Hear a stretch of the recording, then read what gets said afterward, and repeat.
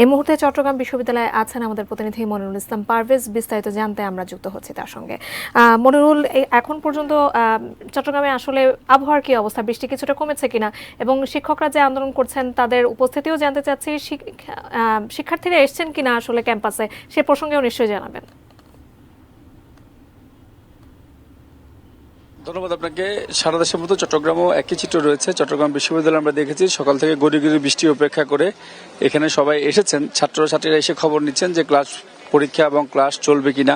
তবে শিক্ষকদের যে আন্দোলন, সেই যৌক্তিক আন্দোলনের সাথে সমর্থন জুগিয়েছে চট্টগ্রাম এখানকার বিশ্ববিদ্যালয়ের যে অফিসার সমিতি রয়েছে, তারাও একই রকম সেই আন্দোলনে গিয়েছে। এক প্রকার স্থবির হয়ে রয়েছে চট্টগ্রাম বিশ্ববিদ্যালয়, কোনো রকম প্রশাসনিক কোনো কাজই হচ্ছে না এবং শিক্ষকরাও একসাথে কর্মবিরতি রয়েছেন। এবং এই নিয়ে আমরা সকালে কলাভবনের অনেক শিক্ষার্থীর সাথে কথা বলেছি, অনেকে এসেছেন এবং অনেকে একটি শঙ্কা প্রকাশ করছেন। বিশেষ করে যারা মাস্টার্সে রয়েছেন তারা বলছেন যে তারা এমনি 7 থেকে 8 বছর তাদের লেগেছে বের হতে। এর মধ্যে যদি এই আন্দোলনটি আবার কন্টিনিউ করে তখন দেখা যাবে যে তাদের যে একটি দীর্ঘসূত্রিতা বের হতে, এরপর চাকরির বয়সসীমা খুব একটা বেশি বাকি নেই, এটি একটি বিরাট এফেক্ট হবে বলে তারা শঙ্কা করছেন। অর্থাৎ এটি সেশন জটের যে একটি শঙ্কা সেটি তারা করছেন। এবার অনেকে আবার মাননীয় প্রধানমন্ত্রীর হস্তক্ষেপ কামনা করেছেন যাতে এটি দীর্ঘসূত্রিতা লাভ না করে, শিক্ষকদের সাথে যাতে এই পেনশন নিয়ে যে ভুল বুঝাবুঝি এটি যাতে খুব দ্রুত সমাধান করা হয়।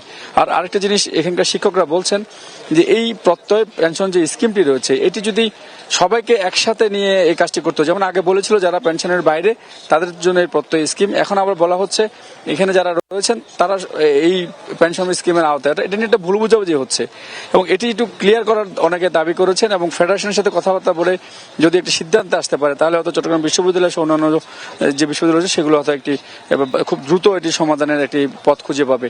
তবে শিক্ষকদের দাবি হচ্ছে ওনারা প্রত্যয় স্কিম কোনোভাবেই মেনে নেবে না, যেটি ওনারা বলছেন যে আবার অনেকের কাছে বলা হচ্ছে যে 75 বছরের পরে ওনার এই পেনশনের আওতায় ওনারা থাকবেন না। এ ধরনের নানান রকম তথ্য দেওয়া হচ্ছে এবং ভুল বোঝাবুঝি হচ্ছে, এটা নিয়ে সবার মধ্যে একটি ক্ষোভ সৃষ্টি হচ্ছে। তো এটি দ্রুত সমাধান চায় শিক্ষকরা, আর ছাত্ররা বেশি চাচ্ছে যাতে এটি সেশন জটের আওতায় তারা না পড়ে, সেজন্য যাতে মাননীয় প্রধানমন্ত্রী একটি হস্তক্ষেপ করে এটি যাতে খুব দ্রুত সমাধানের ব্যবস্থা করে দেয়। তো আপাতত চট্টগ্রাম বিশ্ববিদ্যালয় থেকে আমার কাছে এখান থেকে এতটুকুই রয়েছে।